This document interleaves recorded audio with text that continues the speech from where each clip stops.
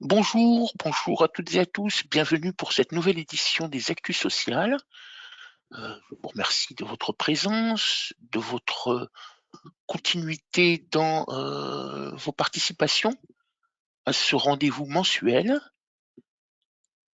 Il est 9h28, si vous le permettez, comme à l'accoutumée, je vous propose de patienter encore quelques instants, 3-4 minutes, afin de permettre à toutes celles et ceux qui souhaitent nous rejoindre de le faire dans les meilleures conditions. On a toujours une période d'entonnoir, vers 9h30, et qui est constitutive d'une connexion assez massive, 1 minute avant, 1 minute après 9h30. Donc, ce que je vous propose, c'est de patienter encore quelques instants.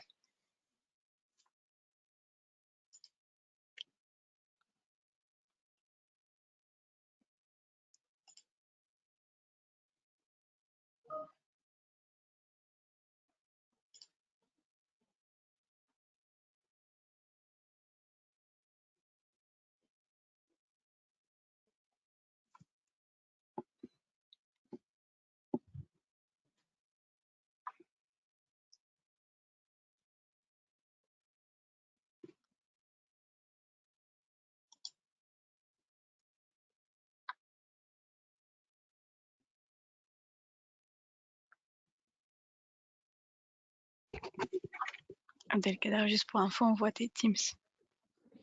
Ah, Quand on a mince. vu la pop-up. Tant pis. Oui, eh bien, écoute, tant pis. Est-ce que tu peux demander à Clémence d'éviter de nous écrire, s'il te plaît? Ok. Merci, merci.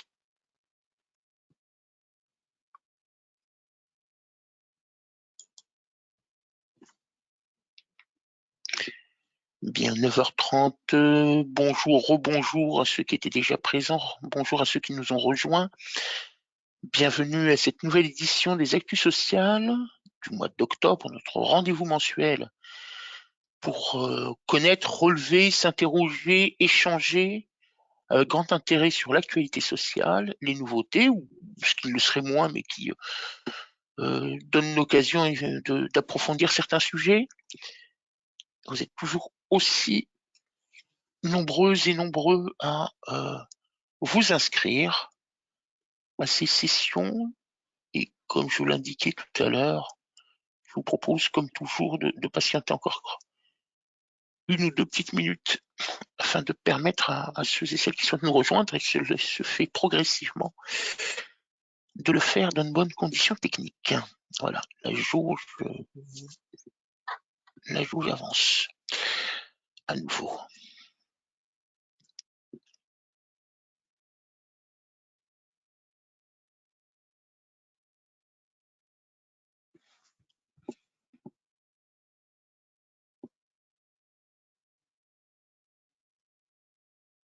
Encore une petite minute si vous le permettez.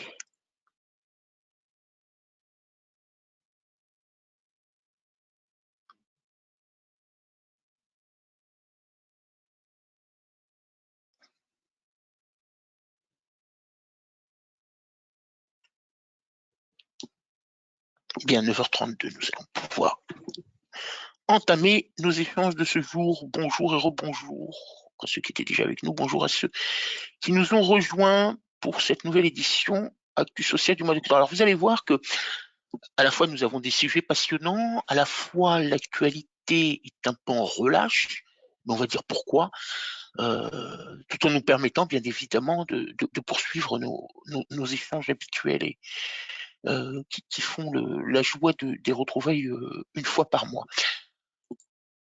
Alors, qu'est-ce que je vous propose pour ce rendez-vous du mois d'octobre?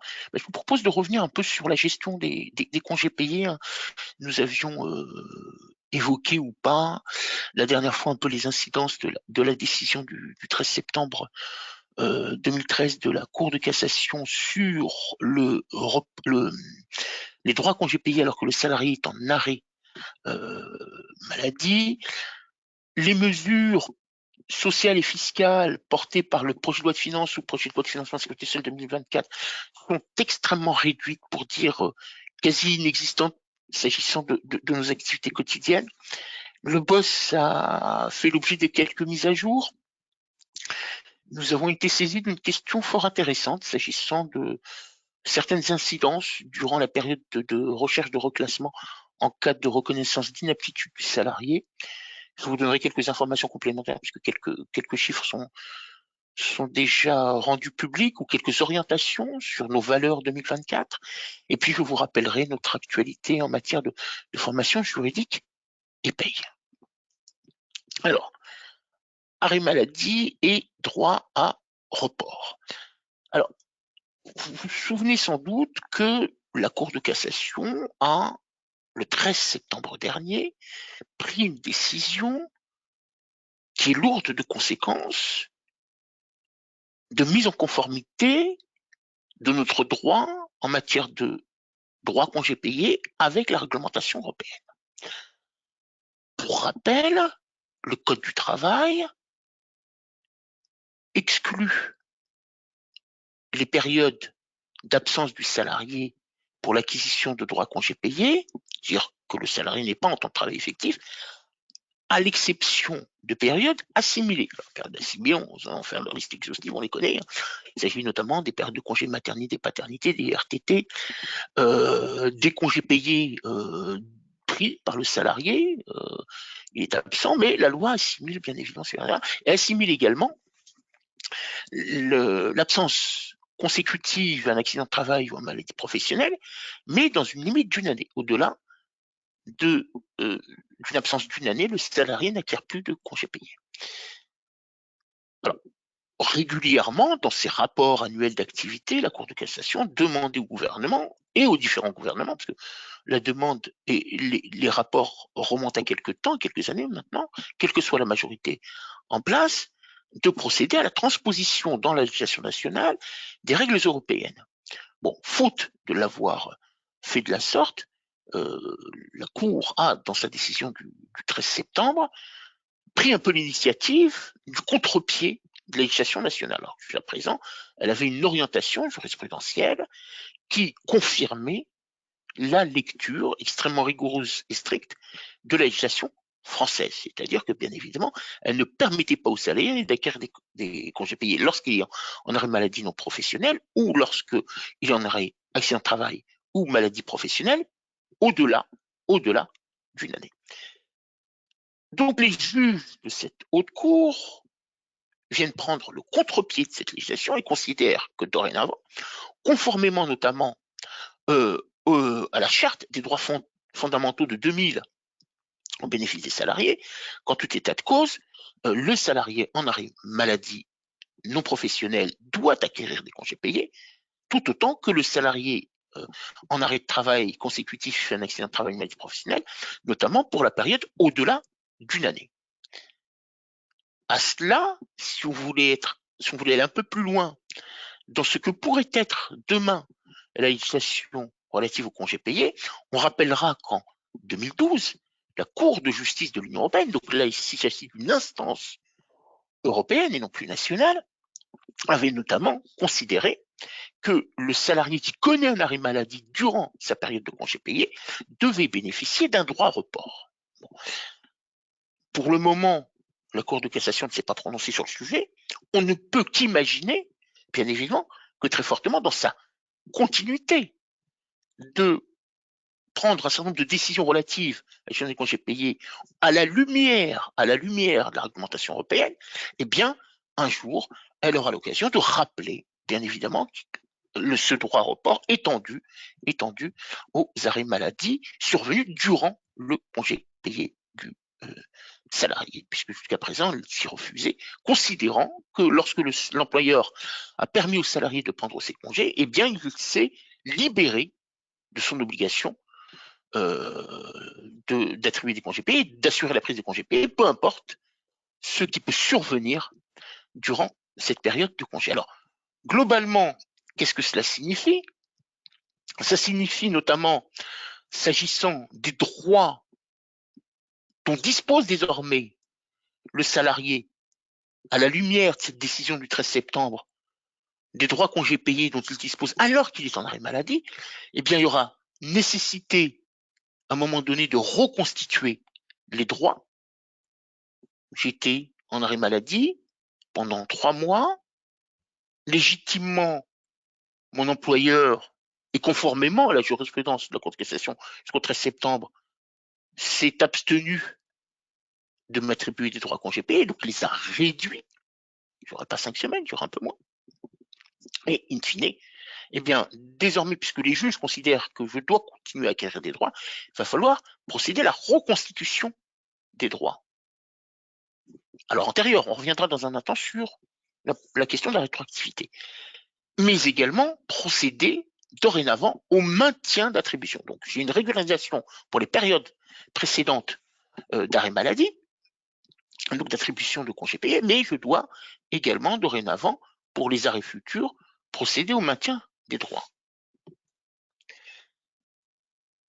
Ça signifie que, en tant qu'employeur, je vais devoir apprécier les compteurs des périodes de référence antérieures. On verra jusqu'à quand on remonte, mais ça signifie que cette régularisation nécessite bien évidemment une reconstitution des compteurs pour pouvoir corriger. Si je révise les droits antérieurs de congés payés des salariés alors qu'ils étaient en arrêt maladie non professionnel ou pour une période supérieure à 1 an lorsque l'arrêt est consécutif à un accident de travail ou maladie professionnelle, ça suppose que bien évidemment j'ai rétabli le salarié dans ses droits, je l'ai informé notamment via les compteurs, alors on verra s'il s'agit d'un compteur sur un seul bulletin de paye ou de documents annexes, ça c'est différentes façons de procéder, mais on peut le faire sur le bulletin de paye avec des périodes ouvertes en N-1, N-2, N-3, ce sont des capacités des outils, mais ça suppose bien évidemment que à un moment donné, le salarié fera jouer son droit à repos, ce droit à absence pour les congés déjà acquis, de manière assez volumineuse. Tout dépend bien évidemment du nombre d'arrêts maladie qu'a pu connaître par le passé le salarié et à la fois leur durée. Mais tout ce qu'il a perdu ces derniers temps, eh bien, il les gagne à nouveau et aura une possibilité de jouir de ce droit à repos dans un avenir plus ou moins proche. Bien évidemment, la décision prise l'a été, comme toutes les décisions prises par les juges, sur une situation antérieure. Mais parce que par le passé, j'ai connu une réduction de mes droits à congés payés, que j'étais en désaccord avec mon employeur dans cette réduction, parce que j'estimais qu'à la lumière de la réglementation européenne, je devais obtenir un maintien des droits à congés payés pendant mon absence maladie, que j'ai saisi le juge. Mais le juge, lui, tranche toujours sur une situation antérieure, pas sur une situation à venir et aléatoire, mais bien sur une situation antérieure. Ben, cette situation antérieure, elle ouvre des droits à tous les salariés. Et je vous dirais, en quelque sorte, de manière universelle. Et qui dit de manière universelle, qui dit tous les salariés, y compris les salariés sortis. Alors, je vous parle droit, je vous parle pas décision prise ou modalité fonctionnelle. Je vous parle uniquement droit. Ça signifie quoi? Ça signifie que, en l'occurrence, un salarié qui est sorti peut demain vous réclamer, bien évidemment, le rétablissement de ses droits et le versement d'une indemnité compensatrice de congés payés. Alors, il a le droit. Après, sa gestion est un peu plus délicate. Et qui dit droit à congé payé dit indemnisation. Ce qui suppose que pour ces salariés-là, toujours présents dans l'entreprise, ou l'ayant quitté, eh bien, les employeurs vont devoir réaliser et opérer un provisionnement comptable par l'estimation que l'on peut avoir des droits à rétablir de manière inégalitaire, parce que bien évidemment, ce provisionnement peut donner lieu à un chiffre extrêmement élevé si l'entreprise est importante, à un chiffre beaucoup moindre si l'effectif de l'entreprise est assez bas. Et puis je dirais également, tout dépend du nombre d'arrêts maladie qu'on a pu connaître par le passé et des catégories de salariés qui ont pu se trouver être dans cette situation-là d'un arrêt de travail et bien évidemment du niveau de leur rémunération. mais un chiffrage devra être fait. Mais avant d'opérer ce chiffrage, on doit bien évidemment connaître le rétablissement des droits et l'ensemble des droits et des différents jours de congés payés qu'il va falloir rétablir. Voilà donc pour les premières incidences, de manière plus explicite, sur les modalités opérationnelles. Alors, vous me dire, mais quelle est la date de mise en œuvre? D'abord, bien évidemment, prenons connaissance du sujet. Tous salariés, tous les salariés peuvent revendiquer ces nouveaux droits, tous, sans exception. Et la règle est d'application immédiate. Alors, potentiellement, ça peut être un salarié qui est actuellement en arrêt maladie, qui a connaissance du sujet. J'ai toujours cette petite anecdote. Je citais tout à l'heure la question du droit à report, notamment à la suite de la décision de janvier 2012 par la Cour de justice de l'Union européenne, et j'ai toujours à l'esprit l'alerte que nous avait faite un client à l'époque, lui-même sensibilisé au sujet par les représentants des salariés au sein de l'entreprise. Vous voyez que les choses peuvent être prises individuellement, et donc la requête de rétablissement des droits peut être l'expression d'un salarié, elle peut être également l'expression des représentants des salariés. Vous savez que dans la nouvelle organisation CSE, on n'a plus CE et délégué du personnel, mais on n'a que le CSE. Eh bien, les champs d'intervention, champs de compétences du CSE ont été élargis, notamment, parce que précédemment ça relevait du champ de compétences des délégués du personnel. Dorénavant, les membres du CSE peuvent bien évidemment se saisir du sujet et solliciter l'employeur pour pouvoir y répondre. Donc, application immédiate, méfions-nous, parce que ici ou là, j'entends dire que dans certaines entreprises, le sujet n'est pas forcément abordé, les salariés ne sont pas informés à ce niveau-là de l'évolution de leurs droits.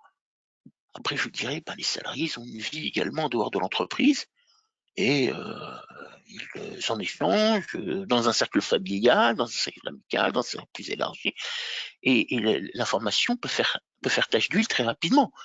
Et donc, il faut se préparer, bien évidemment, à pouvoir répondre à toutes ces sollicitations.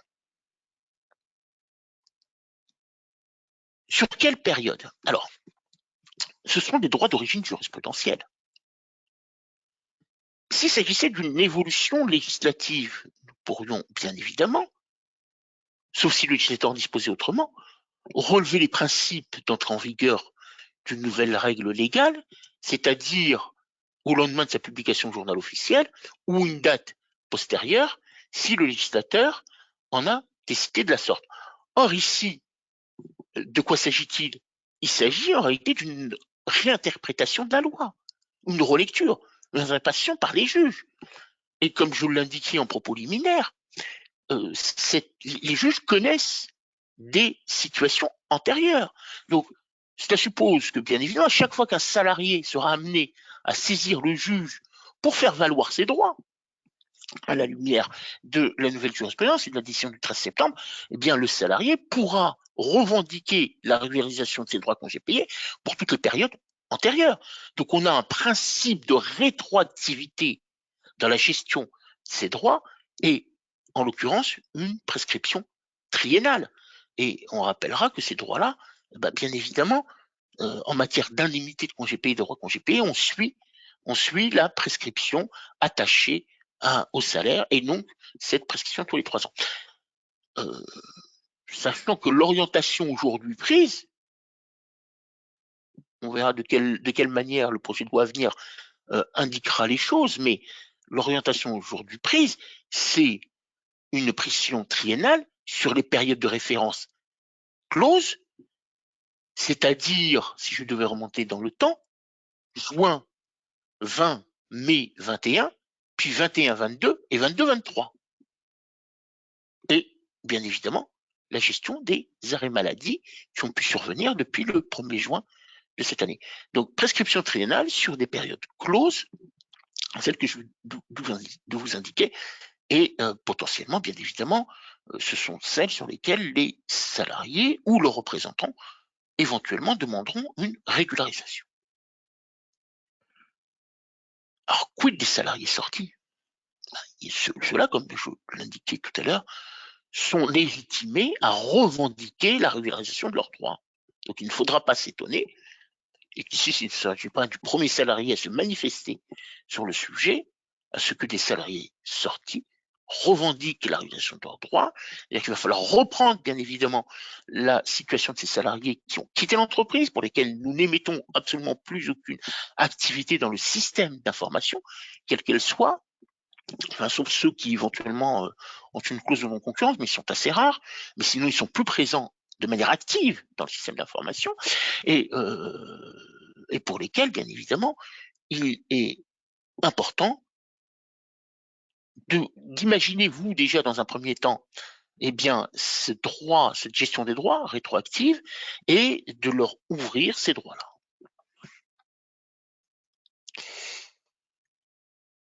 Et puis, nous avons bien évidemment la gestion des compteurs, c'est-à-dire qu'une fois qu'on établit le principe de la mise en œuvre, des périodes concernées, de rétroactivité, y compris donc pour les salariés qui ont quitté l'entreprise, les choses sont établies, mais alors, de manière opérationnelle, qu'est-ce que je fais? C'est déjà connaître les compteurs, c'est-à-dire rétablir les salariés dans leurs droits. Ils ont à un moment donné, sur cette période de prescription, acquis des congés, pris des congés, peut-être perdu des congés, tout simplement parce que pas pris, perdu. Et on parle bien des droits connus à ce moment-là. Je ne les ai pas pris dans le délai imparti, c'est perdu. Et en l'occurrence, alors, comment vais-je devoir faire? Je vais devoir faire la chose suivante. Je vais devoir rétablir la totalité des droits du salarié, soustraire les droits connus à ce moment-là, que le salarié les ait pris ou non, et in fine, bien évidemment, je connaîtrai la différence.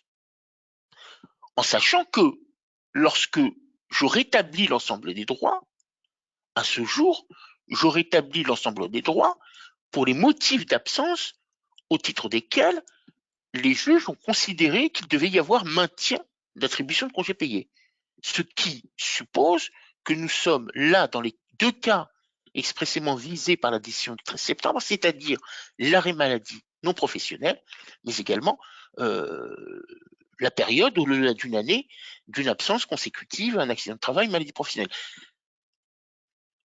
Cela a pour effet, bien évidemment, d'exclure tout ce qui est congé sabbatique, congé parental d'éducation, tout autre motif d'absence qui ne serait pas assimilé à du temps de travail effectif par la loi, ou en tous les cas pas reconnu en tant que tel par les juges. Mais on identifie les périodes d'absence, je les sélectionne en ce qu'elles doivent rétablir les droits des salariés, je rétablis la totalité des droits et je viens soustraire ce qui a été pris ou perdu, parce que le salarié en avait connaissance mais n'a pas pris ses congés dans les délais fixés par l'employeur.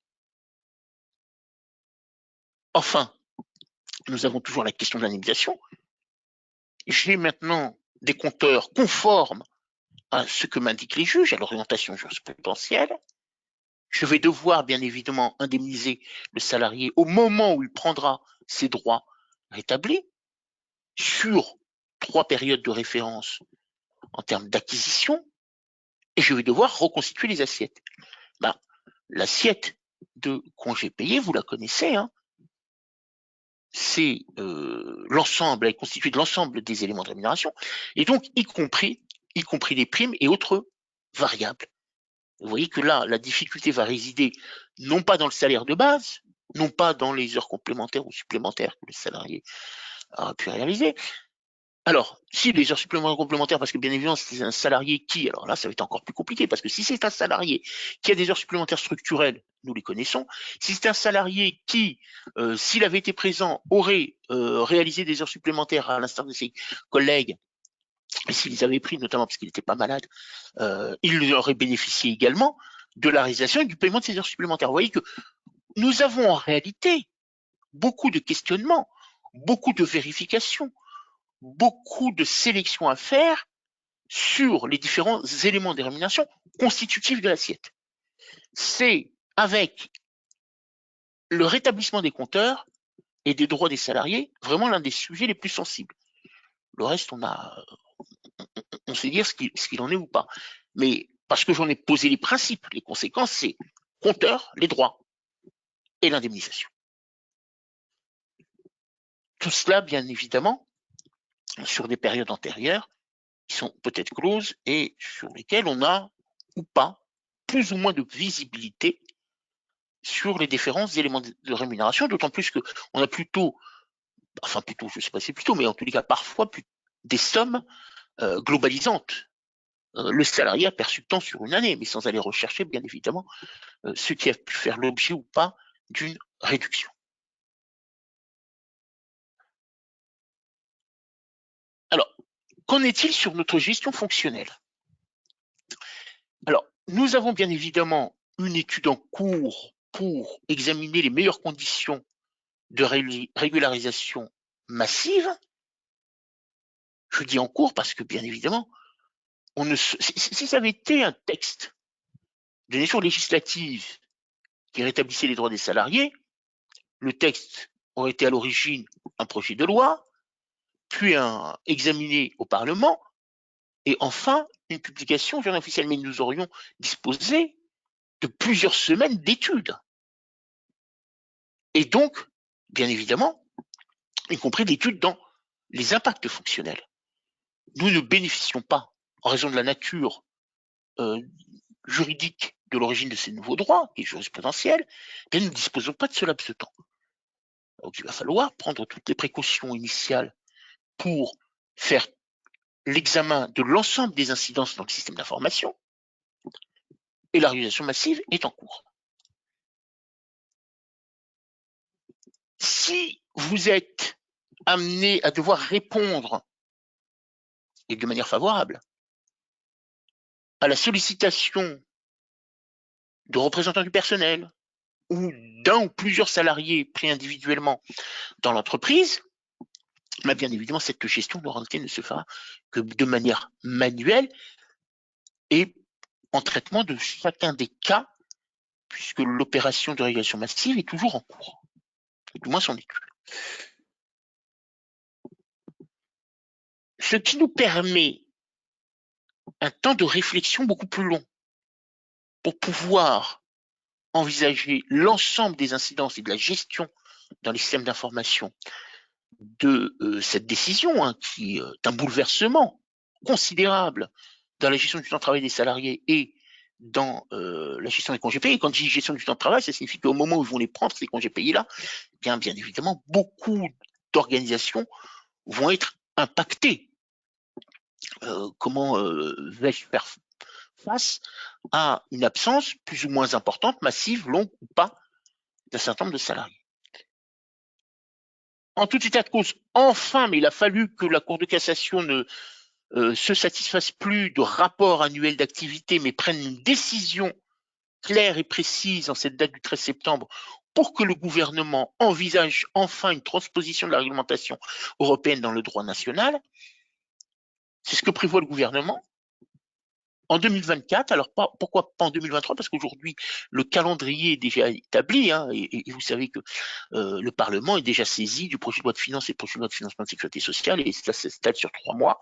Et d'autres textes sont déjà inscrits à l'ordre du jour des deux chambres, Assemblée nationale et Sénat.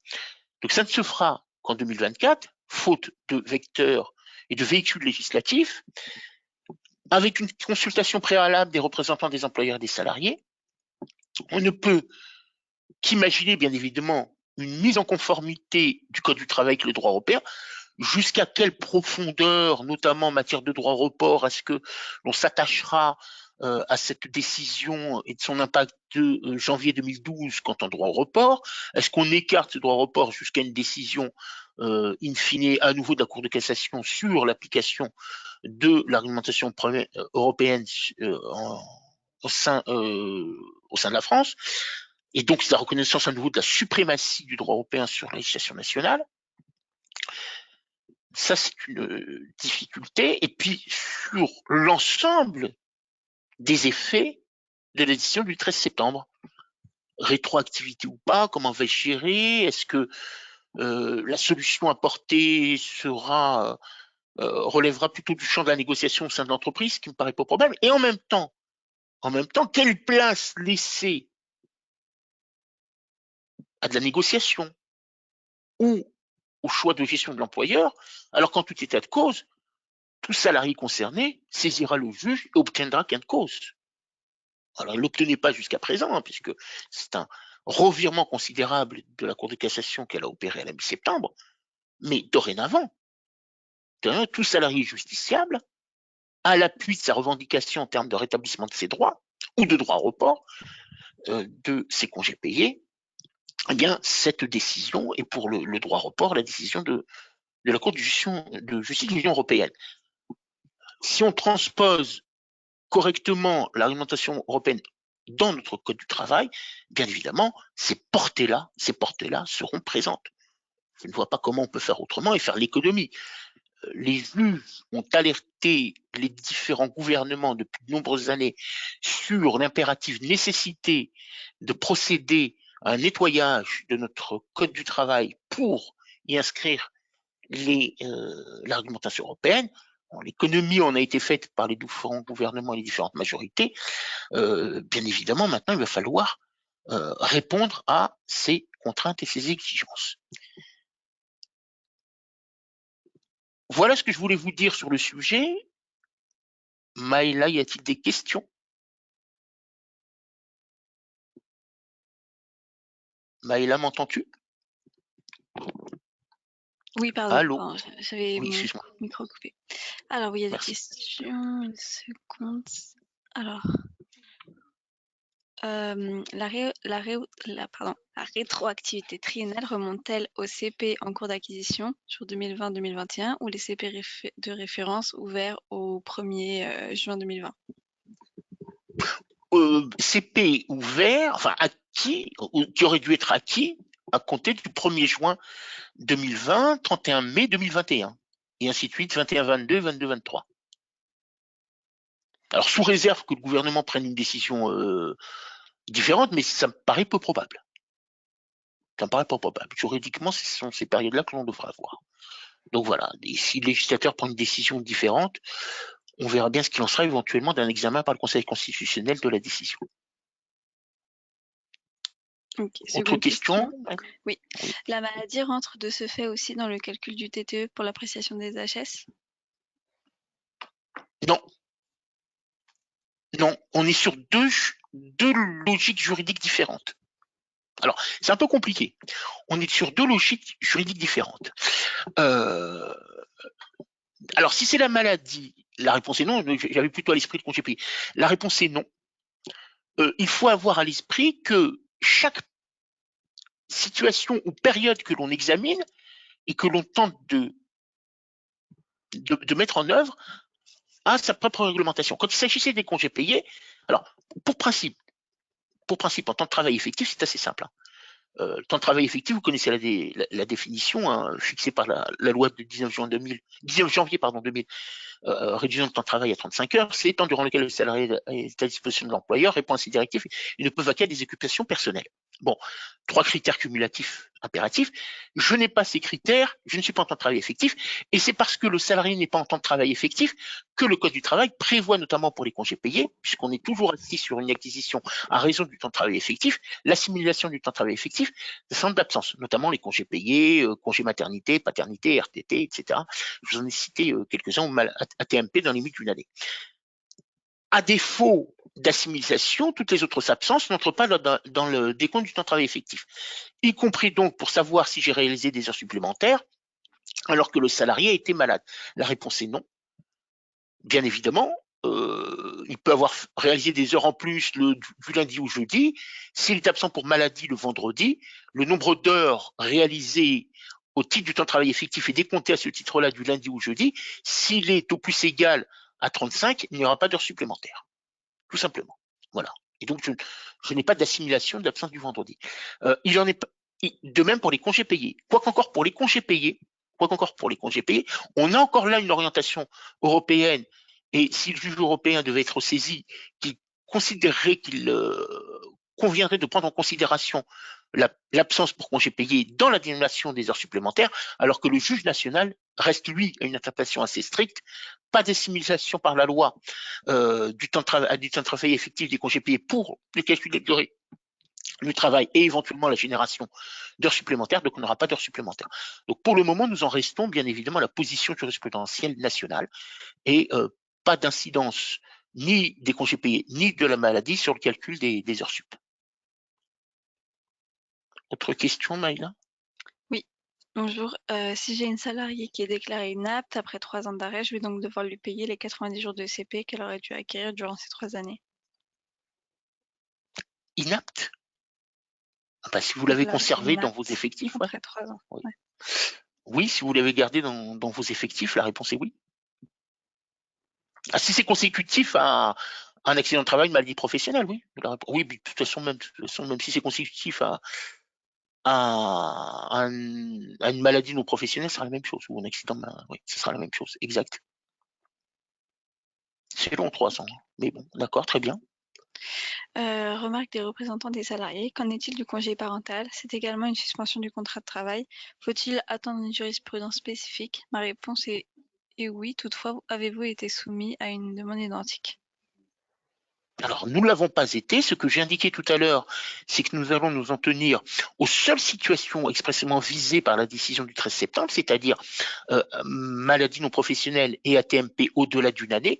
Aujourd'hui, le congé parental d'éducation n'est pas assimilé à du temps de travail effectif pour quelque droit que ce soit, ni pour le calcul des congés payés, ni pour le calcul des heures supplémentaires. Ok, ensuite, Donc, on a... Ah, pardon. oui, pardon, vas-y. Un salarié absent depuis plus de 2 ans qui perçoit des IJ prévoyance, quelle assiette?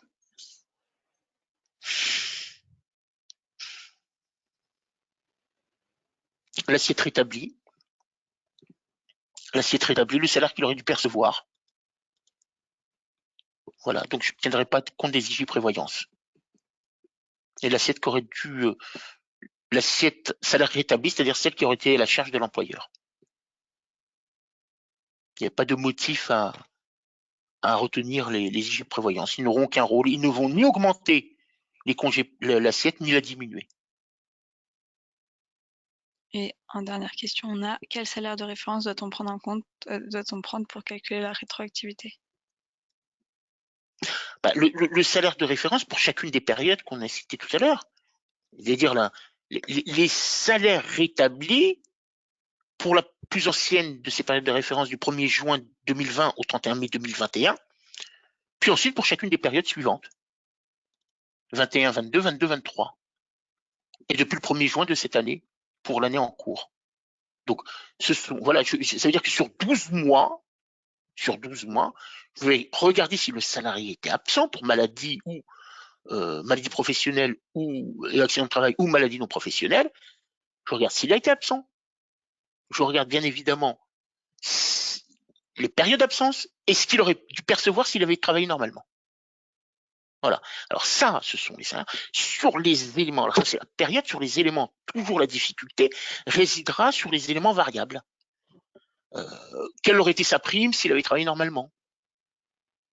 Voilà, les différentes primes. Est-ce que s'il avait travaillé, il aurait dû réaliser des heures supplémentaires parce que ses collègues ont réalisé des heures supplémentaires? À mon sens, oui. À mon sens, oui, il faut le rétablir dans ses droits.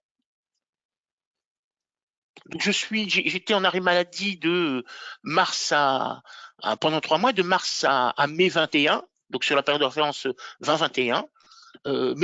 Mes collègues, et si j'avais été présent, j'aurais dû faire des heures supplémentaires en avril et mai. Quel aurait été mon salaire si j'avais été présent dans l'entreprise? C'est mon salaire de base plus ces heures supplémentaires.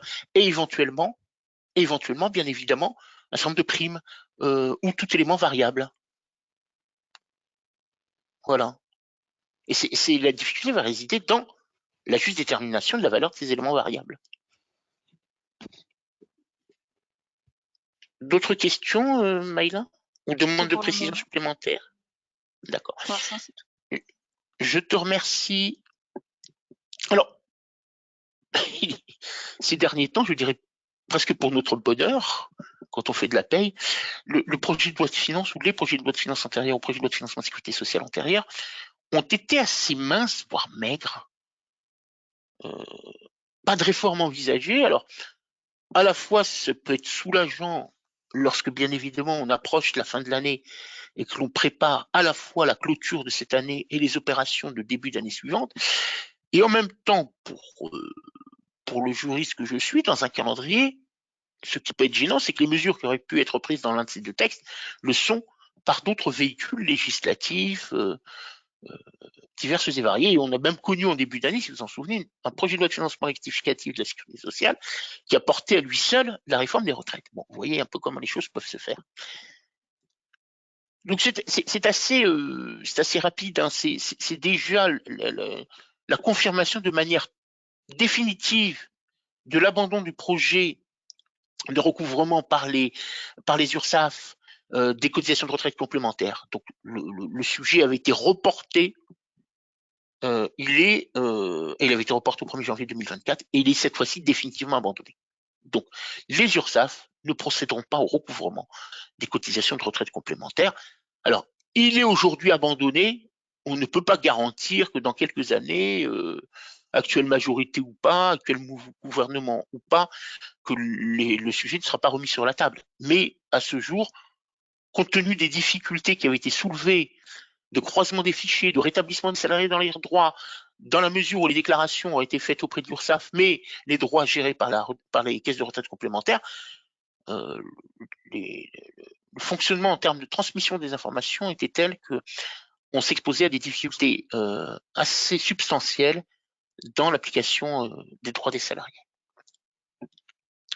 Bon, juste pour rappeler également, comme chaque année, hein, le projet de loi de finances, c'est-à-dire le budget de l'État cette fois-ci, eh bien dans le cadre des dispositions afférentes au prélèvement à la source ou à l'impôt, je vais dire à l'impôt directement, eh bien établit les tableaux des taux neutres qu'on applique soit en métropole, soit pour les deux autres zones des départements d'outre-mer.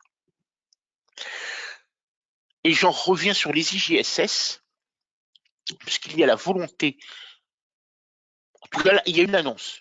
La volonté, on verra bien si l'annonce est suivie d'une certaine volonté ou pas, du gouvernement d'examiner une réforme structurelle des IGSS maladies. Alors pour l'instant, on vise que les IGS maladies. Alors pourquoi les IGS maladies? Parce qu'il a été constaté une hausse importante des arrêts maladie ces derniers temps, parfois de courte durée, mais qui nécessitent le versement de ces IGSS et donc l'intervention financière de la sécurité sociale. Avait été envisagé durant l'été un accroissement du délai de carence du versement des ISS, et qu'aujourd'hui, le délai de carence est 3 jours. Donc, ce qu'imaginait le gouvernement à cette époque-là, c'est de le porter à 7 jours, et de telle sorte qu'en réalité, la sécurité sociale commence à verser des ISS, non pas à compter du 4e, mais du 8e jour. Et les jours 4 à 7, c'est-à-dire 4 jours, 4, 5, 6, 7, auraient été mis à la charge de l'employeur, obligation lui aurait été faite de verser un maintien de salaire dont le montant aurait été identique à celui des IGSS si le salarié avait été indemnisé par la sécurité sociale, mais cette fois-ci sans condition d'ancienneté. Bon, bien évidemment, vous imaginez bien que les représentants des employeurs ont exprimé un mécontentement face à ce projet-là qui aurait augmenté un certain nombre de charges et de dépenses financières. Le gouvernement, y compris par la voix de la première ministre, a abandonné le projet. Cela étant, est-ce qu'il l'a abandonné de manière définitive ou pour le présenter autrement et structurer différemment? Pour l'instant, nous ne sommes malheureusement absolument pas en mesure de donner une orientation. Voilà. Donc on attendra en réalité un projet de décret futur, plus que projet de décret, puisque si le délai de carence est remis en cause, c'est même un texte de loi qui devra porter cette réforme, et donc un projet de loi avec toute la phase, bien évidemment, d'examen par le Parlement.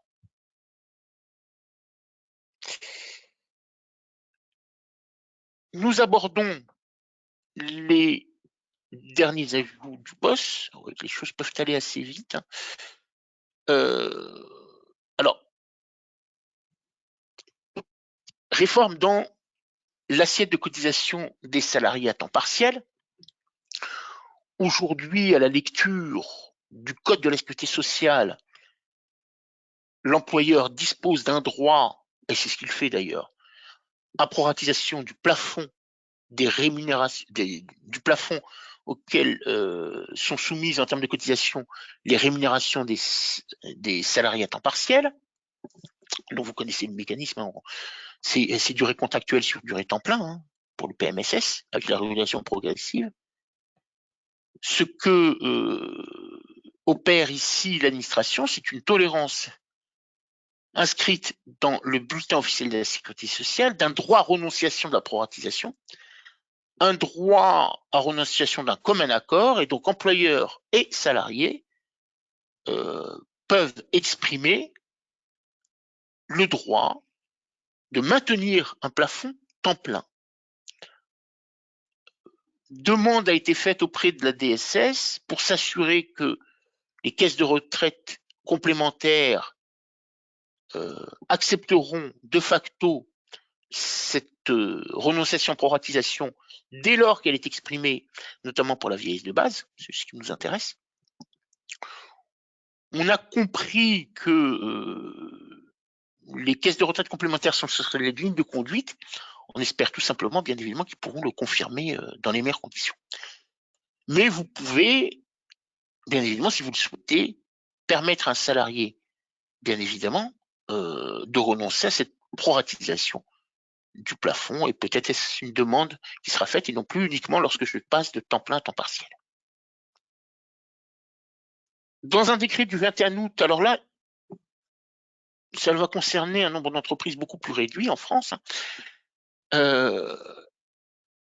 L'administration sociale a précisé dans le BOSS les incidences d'un décret du 21 août 2023. Alors que dit ce décret-là? Il rappelle les incidences du mécanisme de bonus-malus du taux d'assurance chômage. Vous savez que ce mécanisme de bonus-malus ne concerne que quelques secteurs d'activité, ils sont au nombre de 7. Donc au bout de l'île, ici, autour de cette réunion d'information, il y a peut-être que certaines d'entre vous qui sont concernés.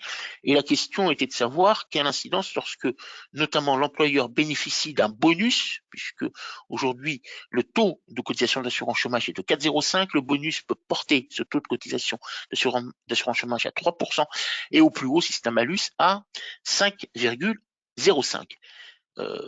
Donc j'ai cotisé moins, mais en même temps, si je cotise moins, et dans la mesure où le taux d'assurance chômage est un des éléments à prendre en considération dans la réduction de cotisation, la réduction générale de cotisation patronale, pardonnez-moi, eh bien quelle incidence. Ici, le décret est traduction faite dans le BOSS. Le décret prévoit expressément que l'employeur bénéficiera toujours d'un droit à RGP sur 4,05, même si le taux de contribution à l'assurance chômage est de 3%. Ça signifie bien évidemment qu'on va pouvoir élargir l'imputation de cette réduction générale à la cotisation patronale sur d'autres types de cotisations, et notamment sur les autres types de cotisations recouvrées par la sécurité sociale. Ce que nous avons demandé, c'est que ces cotisations-là soient correctement listées. Donc on en a quelques-unes à l'esprit, mais jusqu'à quel degré d'extension nous devons retenir ce droit-là. Et puis, avantage en nature, alors ça c'est assez intéressant quand on travaille notamment sur leur valorisation forfaitaire. On avait plutôt tendance à consulter le site ursaf.fr pour connaître des tableaux présentant ces valorisations forfaitaires. Maintenant, tout cela est inclus directement dans le BOSS. Vous voyez que le BOSS s'étoffe progressivement. Alors maintenant, il a 2 ans et demi. Oui, c'est ça, 1er avril. 1er octobre, ça fait une demi-année, et c'était le 1er avril 2021. Donc 2 ans et demi de vie, d'entrée en vigueur, et progressivement, les sujets sont ajoutés ou étoffés, et on construit ce qui est en matière fiscale l'équivalent du BOFIP. Y a-t-il des questions, Maïla? Oui. Oui. On calcule la rétroactivité triennale dès le mois d'octobre pour les soldes de tout compte. Pour les soldes de tout compte, On est retourné sur les CP. Oui, oui, oui, oui. Bah, je suis un peu gêné parce que si l'on considère que pour les salariés présents, la prescription triennale, c'est l'orientation que l'on a. Alors, je cherche au gouvernement de la confirmer, mais elle est fort probable. J'espère ne pas être démentie, si vous allez m'en vouloir légitimement lors d'une prochaine réunion. Ce sont les 3 années closes de référence. Il faudrait traiter, par principe d'égalité, hein, entre salariés, de la même manière les soldes de tout compte, les STC. Donc c'est pas 3 ans à partir du mois d'octobre, c'est les 3 années, les 3 périodes de référence closes de la même manière que les salariés toujours présents. Et il ne peut pas y avoir de rupture d'égalité de traitement. Alors soit effectivement la législation à venir considérera que transposition dans la loi à rentrer d'une certaine date d'entrée en vigueur, ce puisse être une autre période, pourquoi pas. Moi, j'ai plutôt le sentiment que par facilité de gestion et dans la mesure où nous parlons de congés payés avec des périodes de référence spécifiques, ce sera les 3 années closes. Ce sera le cas pour tous les salariés en activité comme les salariés qui ont quitté l'entreprise. On ne pourra pas justifier d'une inégalité de traitement du seul fait que le salarié ait quitté l'entreprise. Ça me paraît peu. Enfin, voilà. Ça ne serait pas justifiable et tenable même devant le juge. Principe d'égalité de traitement. Une autre question peut-être, Maïla? Non. Je te remercie. Oui, je voulais faire un point sur l'inaptitude et obligation de reclassement parce que nous avons été saisis d'une question fort intéressante en interne qui me paraissait utile, pertinente d'évoquer avec vous. Donc je rappelle juste ce qu'est l'obligation de reclassement, hein, avec une condition de mise en œuvre bien particulière. D'abord, l'inaptitude doit être déclarée par le médecin du travail et il déclare cette inaptitude à la suite tant à la fois éventuelle d'un accident du travail, maladie professionnelle, que d'un accident du travail ou maladie non professionnelle. Voilà. En conséquence de l'un de ces événements, le salarié se trouve être inapte à son emploi. Cela a pour conséquence une obligation de reclassement, vous connaissez sans doute si vous avez déjà eu à traiter le sujet, d'une durée d'1 mois. La loi fixe des exceptions à l'obligation de reclassement, 2 types d'exceptions. Le maintien du salarié dans un emploi constitutif, dans ce cas-là, d'un grave préjudice à sa santé. Ça signifie quoi? Ça signifie que le médecin du travail, dans son avis, précise clairement, avec un vocabulaire strict, qui est celui prévu par la loi, et un vocabulaire auquel est attaché le juge. Maintien du salarié constituerait un grave préjudice à la santé de ce dernier.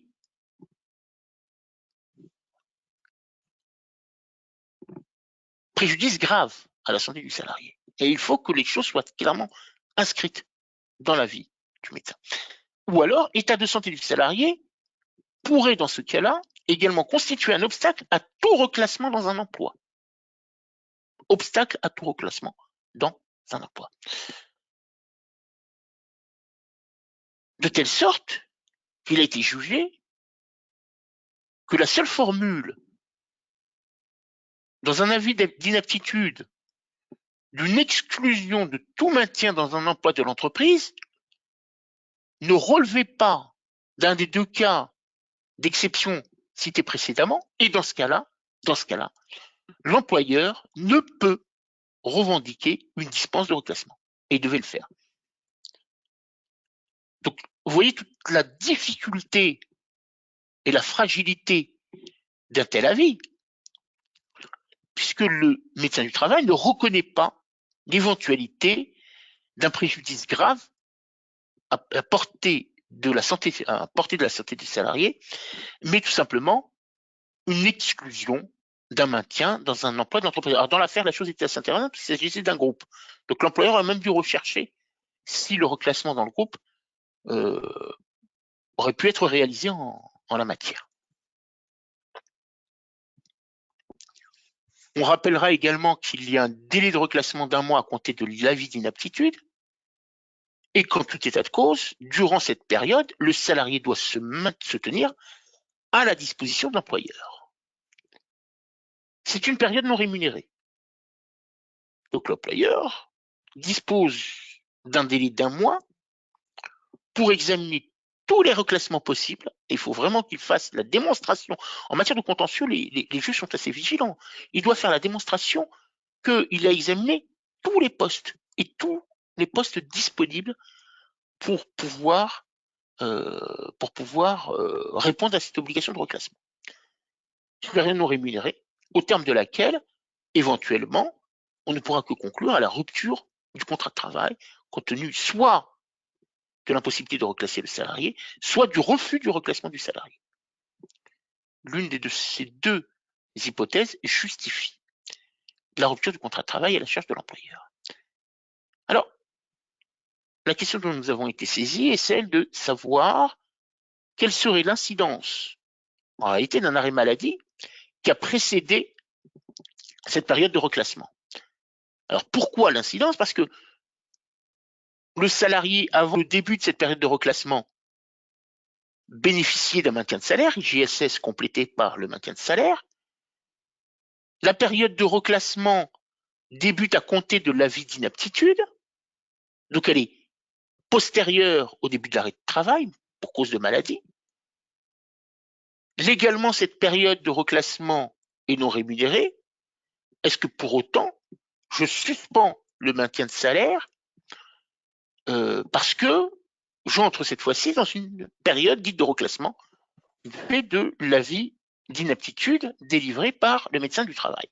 Alors, en l'occurrence, la réponse a été non, hein, puisque on a toujours pour coutume de dire à prendre avec prudence et des pincettes. Mais le principe général, à examiner à chaque cas de figure, bien évidemment, c'est de considérer que l'on poursuit le traitement du premier motif de suspension. Le premier motif de suspension, c'est l'arrêt maladie. En matière de congés payés, c'est la même chose, hein. Le salarié est malade avant le début de ses congés payés, on poursuit le traitement d'arrêt maladie. Et là, il a le droit, bien évidemment, à un report. Et en tout état de cause, rien, en tous les cas, à notre connaissance, ne justifierait ce que une période de reclassement qui s'impose du fait de la loi en raison de l'avis d'inaptitude prononcé par le médecin du travail, que cette période de reclassement puisse justifier la suspension du versement de salaire et à maintenir. C'est-à-dire que je ne peux pas dire, cela fait 2 semaines que mon salarié est en arrêt maladie, j'ai procédé à son maintien de salaire en raison des dispositions légales ou conventionnelles, soudainement j'ai un avis d'inaptitude, débute ce délai d'1 mois pour le reclasser. Quand je lis la loi, cette période d'1 mois est suspensive de la rémunération, puisqu'il est non rémunéré, comme nous l'avons précisé précédemment. Donc, je suspends le maintien de salaire. La réponse est non, puisque j'ai une continuité de la gestion. Et en clair, le délai d'1 mois ne s'oppose ici, ne s'applique qu'à l'employeur et au salarié pour la perte de sa rémunération, s'il n'est pas dans une autre situation préalablement. Je dirais que c'est la même chose quasiment pour les congés payés, hein. J'ai un congé payé et je suis en congé payé, mais entre le médecin du travail, durant ce congé payé, a émis un avis d'inaptitude. On serait exactement dans la même logique. Par contre, là également, l'employeur ne disposait toujours que d'un délai d'1 mois. Le début de cette période n'est pas repoussé au retour du salarié de ses congés payés. Donc soyons prudents lorsqu'on est amené à traiter ces sujets en matière de reclassement. Examinons l'étendue de l'ensemble des obligations, y compris le cas échéant, bien évidemment, d'événements antérieurs au début de la période de reclassement. Maëla, des questions sur ce point, sur l'inaptitude? Non, rien. Non, je te remercie. Je vous délivre donc quelques informations complémentaires. Elles sont pas nombreuses. Hein, la Commission des comptes de la Sécurité sociale a déjà évalué le plafond de cotisation pour l'année 2024. Alors, il faut être réaliste. Le gouvernement suit toujours cette recommandation-là et cette évaluation-là, hein. Je ne connais pas une seule année où le gouvernement n'est pas pris en compte. Bon, bref. Donc, on devrait avoir ces chiffres-là. Plafond annuel de sécurité sociale 46 368 et PMSS va donc passer de 3 666 pour 2003 à 3 864 pour 2024. Île-de-France Mobilité, par la voix de sa présidente, qui est également la présidente de la région Île-de-France, a évalué également l'augmentation nécessaire du pass Navigo. Je vous le donne en valeur mensuelle une fois que les chiffres seront établis sur l'ensemble des périodes, donc annuel, imaginaire et tous les titres, tout ce qui s'y rapporte. Donc on devrait passer en 2023 de 84,10 € à 86,30 € mensuel. Donc on a un écart de 2 €, ce qui laissera à la charge de l'employeur à peu près 1 € par mois. Un peu plus d'ailleurs. Pas de questions, j'imagine, Maëla, sur ces points-là. Non, je passe. N'hésite pas à m'interpeller. Oui, non, il n'y a rien. Merci. Voilà, et j'en ai terminé, et je vous rappelle nos formations juridiques et paye, avec notamment tous ces sujets-là du mois d'octobre, question des heures supplémentaires et complémentaires que nous avons eu le grand plaisir d'animer hier dans une session vraiment à la fois fort plaisante, pleine d'enseignements, riche, et je crois savoir ayant donné toute satisfaction aux personnes et à la personne qui a pu y participer. Prochain rendez-vous le mois d'octobre, la semaine prochaine, sur la gestion du contrat à temps partiel, réintégration sociale et fiscale en novembre, mais également gestion des plafonds de cotisation sociale. Les deux sujets du mois de novembre sont très techniques, importants. Vous allez arriver dans une période de régularisation et bien évidemment du réexamen de toutes les opérations que vous avez pu faire au titre de la réintégration sociale et fiscale ou au titre de la gestion du plafond pour pouvoir délivrer des résultats, des montants finaux pour l'année 2023 conformes à la réglementation. Donc n'hésitez surtout pas à vous inscrire. Vous avez toujours l'adresse en bas, sdworks.fr/fr/formation. Et si vous rencontrez quelques difficultés d'inscription sur le site, n'hésitez surtout pas non plus à nous écrire pour trouver une solution à ces difficultés-là ou ces difficultés-là à taxandlegal-8fr@sdworks.com, ou pour tout renseignement, nous serons toujours très très très heureux et ravis de pouvoir y répondre. Pour le reste de l'année, vous les avez à l'écran. Expatriés détachés 17 novembre, réduction générale de cotisation patronale, on vient d'en dire quelques mots, régularisation importante également 7 décembre, indemnité de rupture, calcul régime social et fiscal 12 décembre, il avait déjà été mis au mois d'avril, avec là aussi une grande satisfaction des participants. Et rupture du contrat de travail, là aussi, qu'est-ce que je dois faire quand je romps le contrat de travail, quel que soit le motif de la rupture, quelles sont les incidences en paye, quels sont les points de vigilance, qu'est-ce qu'un solde de tout compte, qu'est-ce qu'un reçu post-solde de tout compte, quels sont l'ensemble des sommes qui doivent être impérativement versées, les indemnités, est-ce que je proratise ou non par certaines primes. Bref, tous ces sujets-là doivent être mis sur la table. Comment puis-je compléter le STC si d'aventure je n'ai pas l'ensemble des informations utiles et nécessaires à la détermination de certaines commissions et primes. Qu'est-ce que le délai de forclusion de 6 mois? De quelle manière est-ce qu'il protège l'employeur? Et puis, bien évidemment, toutes les incidences administratives que sont notamment, entre autres, l'attestation Pôle emploi. Là aussi, pour toutes vos informations, n'hésitez pas à vous inscrire à l'adresse que vous avez à nouveau sous les yeux, ou à nous écrire pour tout complément d'information à taxandlegal-8fr@sdworks.com. Voilà, et puis Social RH, c'est notre service d'information juridique par lequel nous vous adressons toutes les informations nécessaires à votre gestion du personnel et qui va bien au-delà de la paye, bien évidemment bien au-delà de la paye, quel que soit, j'ai besoin de mettre en place un CSE, quelles sont les conditions de mise en place d'un CSE, comment se déroule la phase électorale, qui a le droit d'être candidat, qui est électeur, quelle est la protection des membres du CSE, a contrario, j'ai besoin de rompre un contrat de travail, quelle est la procédure à suivre, etc., etc., et toutes les questions relatives notamment à la durée du travail. Voilà, n'hésitez pas non plus, encore une fois ici, on pourra examiner l'ensemble de vos questions et sollicitations. Je pense qu'il n'y a pas de questions là sur le On n'a pas de sujet. questions. Merci. Je vous rappelle nos prochains rendez-vous.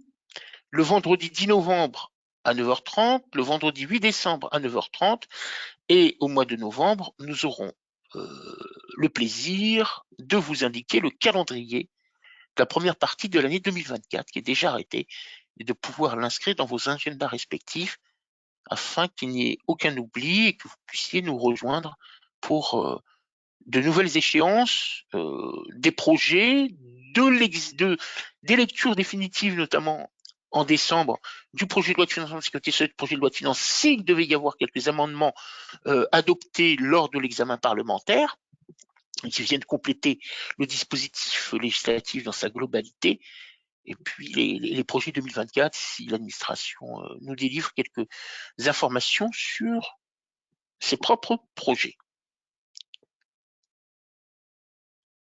Voilà, s'il n'y a pas d'autres interventions, je n'ai plus qu'à vous remercier pleinement de votre attention, de votre écoute, de votre assiduité à nos rendez-vous. Une bonne continuation. N'hésitez pas à nous écrire pour tout renseignement sur nos formations ou la prestation sociale RH. Ne restez pas isolés quand vous avez quelques difficultés ou de maîtrise ou difficultés à répondre. Nous sommes là pour vous rendre ce service. Je sais que notamment pour les formations, c'est grandement utile pour pouvoir résoudre un certain nombre de difficultés, corriger la pratique. Nous vous donnerons toutes les clés juridiques pour sécuriser vos politiques RH et paye. Donc n'hésitez pas à prendre des informations et à vous inscrire à nos sessions de formation. Je vous remercie. Merci Maëla pour ton assistance. Merci. Bonne Et je journée à vous tous. dis bonne journée. Merci bien. Bonne journée, bonne continuation. Au revoir.